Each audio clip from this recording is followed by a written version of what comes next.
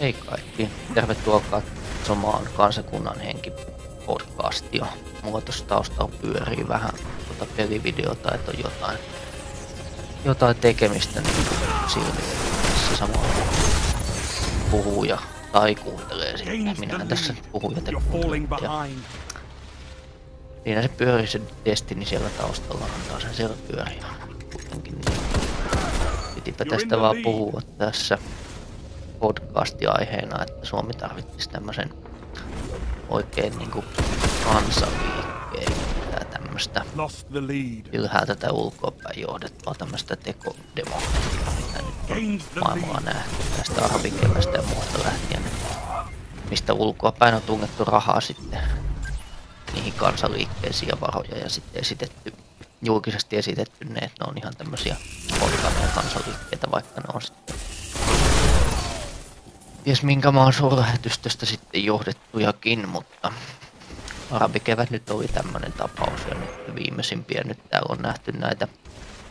sosiaalisen median kautta on Kuubaa yritetty horjuttaa ja siis se Yhdysvallat on ollut keskeinen ja sitten osa maat oli täällä Ukrainassa, että siellä oli joukko tämmösiä yksityisiä rahoittajia ja sitten Yhdysvaltojen ja tämmöisten NGO non-government organization järjestöjen kautta rahoitettu vähän sitä Maidanin niitä mielenosoittajia, että siellä saivat olla niin.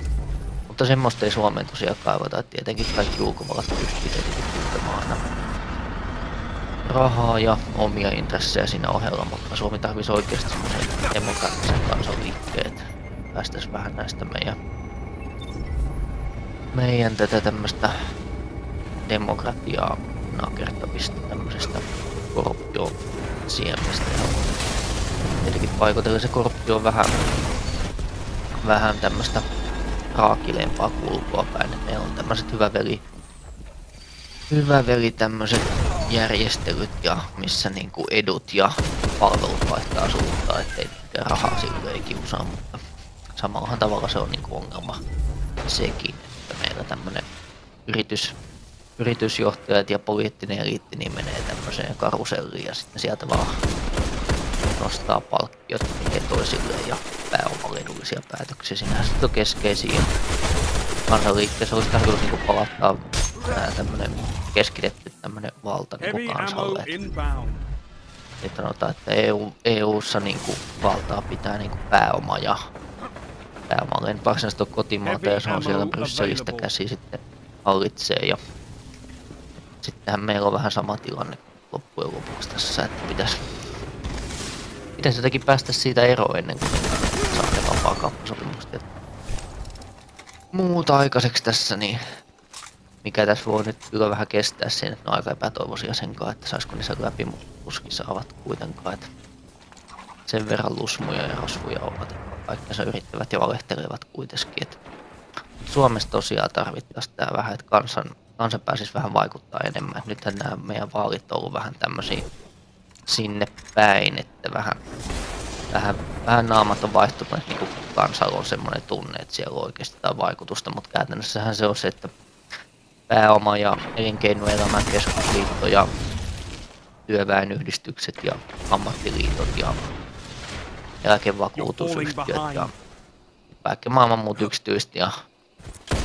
kansainväliset ja muut lobbit niin tässä vaikuttaa, että on se sitten Yhdysvaltojen kautta vai jonkun muun, niin Yhdysvallathan on tää tämmösen niin bisnesmaailman tää keihäänkärki, että sieltä kauttahan ne yrittää tänne muiluttaa kaikki ne muutogeeniset kasviksensa ja muut myrkkynsä. Pakkoa se on tänne sitten tullut, että samahan tässä on niinku, tää on niinku monen tämmösen markkina-alue ja teollisuus ja muun alan tämmönen yhteenkietoutuminen, joka sitten syö tätä meidän luottamusta tähän tämmöiseen edustukselliseen demokratiaan, jota tässä Suomessa nyt on harjoittaa, mutta on vähitellyt rappioitumaan päin. Mutta siinäpä nyt on keskeiset, pitäisi saada semmoinen kansanliike tänne, että sitä minä yksin tai joku muu, niin semmoista, jolla on sitä paloa ja jotka niinku osaa tämän verkostoitumisen ja saa tarpeeksi ihmiset tämmöisiä teemojen taakse, niin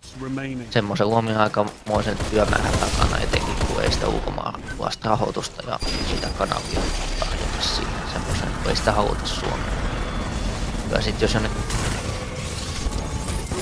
Juu, tästä piti vielä sen verran mainita tässä, että toi kommentaari raitatusta pätkäs niin vielä lopetella tätä videota tähän. No eipä tässä nyt sen kummempaa oo, mutta kuitenkin